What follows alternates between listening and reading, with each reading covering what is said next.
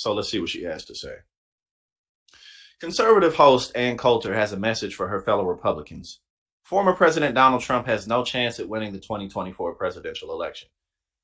And yeah, that's pretty accurate. Donald Trump, I think it's pretty impossible for him to win the general. Not well, let me not say impossible, but it's highly unlikely just because independents aren't going to vote for him. They're just not. Most people within the Republican Party, Donald Trump is incredibly popular, but on a national scale, people don't like him. People aren't fond of him. He brings a lot of chaos, and so that in and of itself is going to keep people from showing up to him. Most people will rather just have another boring 4 years of Biden than Donald Trump in the White House again, because most people understand that 2028 is when we're really going to have a better opportunity to see some new, younger faces running for president. That's just what it is. I mean, we'll have a couple people in the 2024 race, but regardless, it's just fucking difficult. It's just difficult to defeat an incumbent. What's debatable, Fritza, in terms of there being more people that we'll see in 2028, or that Trump won't win a general election? What's debatable? Because I mean, definitely all of this is absolutely debatable. But what exactly are you referring to? In a Substack post, the far-right media pundit admonished the GOP's loyalty to the former president, who pleaded not guilty to 34 felonies Tuesday after a Manhattan grand jury indicted him for making hush money payments to adult film star Stormy Daniels. And actually, I'm going to show a clip too that I have pulled up in regards to this that fits well from Fox News, where, they're, getting biblical and basically saying that the Republicans and Trump is the righteous and, calling for secession and all of that stuff. Oh, him not winning? Well, yeah, that's certainly debatable. I mean, nobody really can say for certain what will or won't happen. But at this point, my instincts and observations are telling me that Biden would beat Trump in terms of just because of independents not being on Trump's side. But that's at the moment. Things definitely could change. So we'll absolutely have to see what happens. But yeah, I agree. That's definitely, nobody really can say for certain at this point yet. Referring to, and again, y'all consider this too, 34 felony counts. I mean, and everyone's rushing to his defense. And I guess their strategy is, well, hopefully Trump goes to jail. But if that doesn't happen, then it's like, which it probably won't realistically. I mean, he's already won.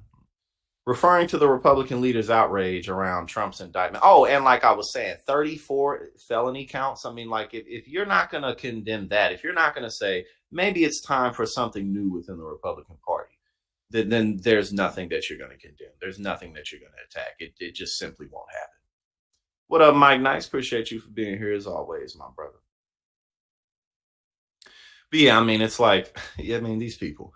Referring to the Republican leader's outrage around Trump's indictment, Coulter writes, Democrats are, quote, trying to trick Republicans into choosing the worst possible presidential nominee, adding, guess what? It's working. New GOP motto, unable to learn from the third kick of a mule. It's that, there's definitely, obviously we know Ann Coulter wrote the book In Trump We Trust, and now she's, completely hit a 180. But even though that is the case, it's pretty funny looking at her or watching her say stuff like this, because it's a fact. I mean, it just is. It's like Donald Trump has the Republican Party in such a fucking stranglehold. It's unbelievable. I mean, maybe if you were born in the fucking 50s or in the fucking 50s like my parents were, maybe you've seen something like this similar. But I ain't never seen nothing like this. You feel me? I'm 31, so I'm still a youngster to many, but it's just, yes, Democrats are very good at defeating themselves. And currently, the Republican Party is doing an excellent job at defeating itself as well. And there's actually an article I'm gonna pull up from that too, just in terms of all the elections that Republicans have been losing, despite the fact Donald Trump is still the king of the party. And like Ann Coulter said, what up, Alexandria? Appreciate you for being here. And just like Ann Coulter said, you know, unable to learn from the third kick of a meal. Okay, go ahead and keep on trashing them, whatever. We'll take it. She adds, quote, Democrats are playing Republicans like a fiddle. The left's sole objective is to make Trump the Republicans' 2024 presidential nominee. He's already lost 3 election cycles for the GOP. Why not make it 4? I mean, I think yes and no. I think, the Democrats definitely have promoted and even invested in the elections of Trump-esque candidates.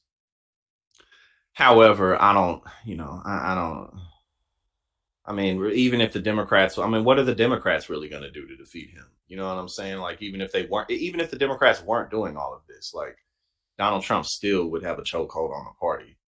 Like, it's not like the Democrats aren't manipulating the GOP or manipulating the Republican base.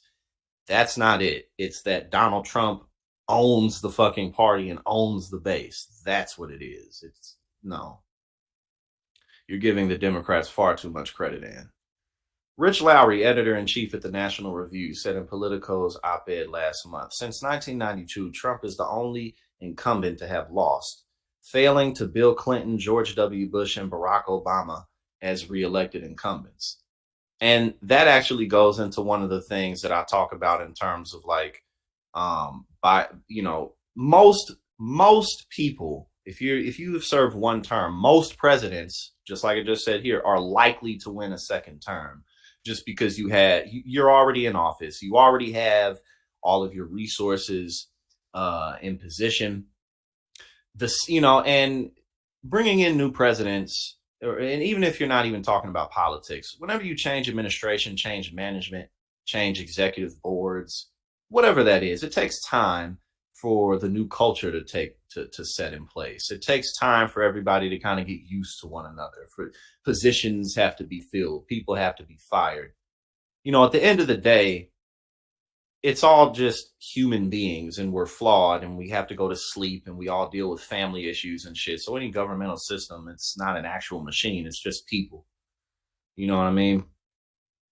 So, again, that's beating an incumbent is very hard. And one of the reasons why typically after the end of a second term is when you really see everybody coming out to run for office, because it's just easier. It just is, so 2028, I'm really looking forward to that in terms of a presidential debate. I mean, not debate, but the presidential election, because 2024 basically is just all about Donald Trump. That's really all this entire election is about, is Donald Trump.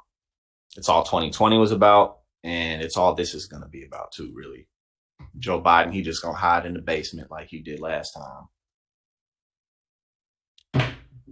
Lowry wrote,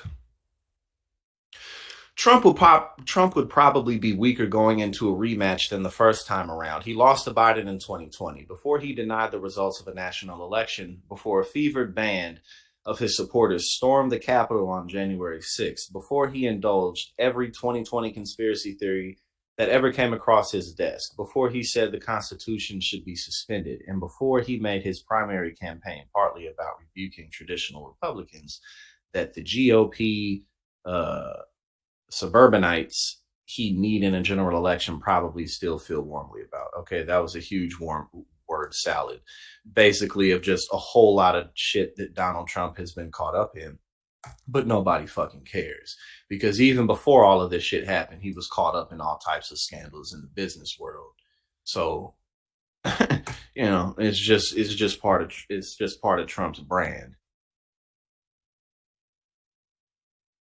And it's one of the reasons why hiding now obviously this is an extreme example of Donald Trump. There's really not much of anybody who could get away with the type of shit that he does specifically, but hiding behind an image can get you in way more trouble than just being authentic.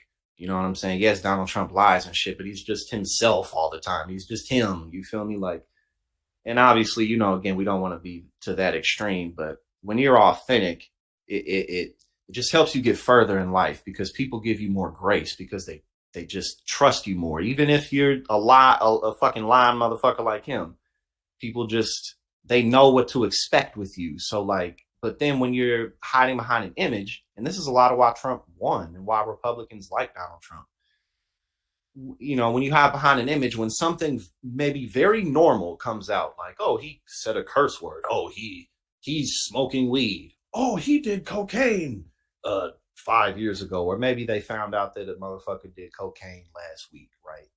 Or something like that, then your whole image breaks. It collapses, and then people are like, you know, naturally, subconsciously and consciously, people are like, well, what's up with this guy for real? So again, authenticity carries you a long fucking way, even if it's for ill, even if it's for negativity, because there's just something about subconsciously people not having to second guess what to expect from you. You know what I'm saying? So that's a lot of how Trump gets away with this type of shit.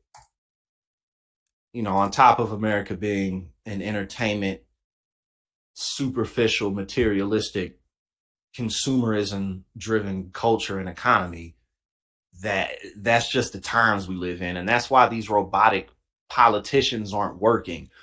On top of, you know, people are genuinely hurting. People are having very difficult times. Everybody, no matter what you are on a political spectrum, you know, $100,000 really don't get you nothing no more. You know, people making $100,000, and yeah, obviously that's good money. And you can, you know, if you live frugally, cool. But what I'm saying is that money ain't as worth as much as it once was, even in the 90s. You know what I'm saying? Early 2000s.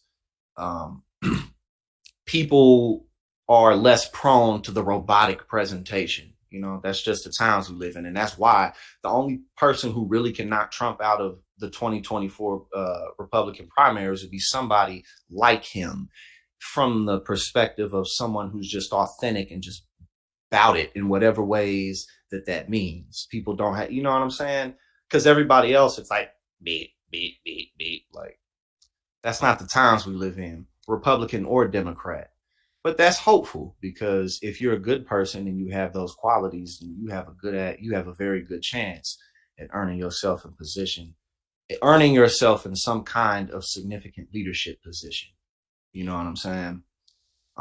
So that's a lot of why Trump does well in the Republican Party. And again, just the times we live in. Coulter cited a separate Politico report from earlier this week saying Biden's senior advisors reacted to Trump's recent surge in the polls with unmitigated joy. We beat Trump once, they say, and will again. They're absolutely right.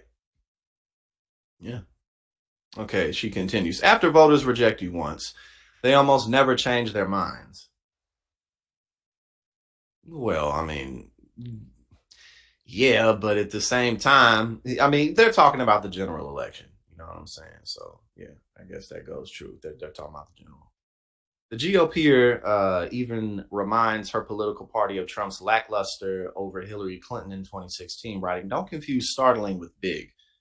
Coulter continues, Trump's winning was a shock, but it wasn't an amazing, spectacular victory indicative of some sort of electoral magic. She concludes, Republicans, no matter how angry you are at Democrats for politicizing the law, please remember Trump will lose to Biden. There is absolutely no scenario in which he wins.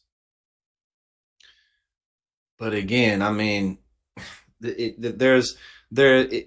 someone would have to really be on that type of time in the Republican nomination. I mean, in the primaries. But they're getting it from Ann Coulter, the woman who wrote a book titled "In Trump We Trust." But I guess she couldn't see these things back then. You know, back then, you know, she couldn't tell that Donald Trump was incompetent and full of shit. She couldn't tell that. You know, the man who gets on a mic and says, "Nobody knows taxes like me. Nobody knows business like me. Nobody knows nobody can do this like I can. Nobody does this. I'm gonna get it so good, you're just gonna have your head spinning. Like A motherfucker talking like that, like, it's like, oh yeah, this guy, he'll deliver on absolutely everything he says. I'm count on that. She couldn't see it back then, but now all of a sudden it's like, but